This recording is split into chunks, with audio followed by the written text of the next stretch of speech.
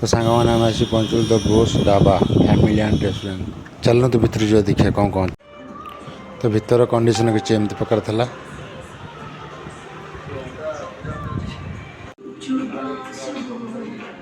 तो भितर जो आखिरी पहले भाई आमर बिरीयानी का पार्सल करते तो मु भितर जाकि बिरीयानी गोटे प्लेट ऑर्डर करदेली।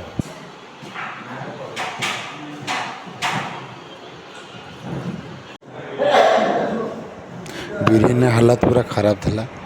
बिरीयानी छोट छोट पीस चिकेन पीस करता पूरा छोट छोट साइज आउ अंडा गोटे पीस चिकेन देखिपे कि चिकेन के पोड़ी जली भाई को डाकिली भाई चिकेनटा केमती कौन पोड़ी ना भाई ना नुआ रोषिया गोटे आसला तो सी आमर भूल तले लगे देती तो कौन करी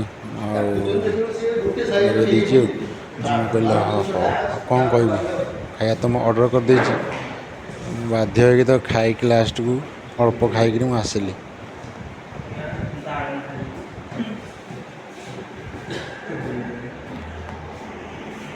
मोर गोटे फ्रेंड था रामू काका तो मु कौन कली आम तीन चार जन थी फ्रेंड तो आम खाई पारूँ आम भल लगे किंतु बिरीयानी भल लगुला चिकेन बिरीयानी भल लगुला तो आमर जहाँ बइला आम सब खुआई देलु देखते से केमती खाऊँ खुशी।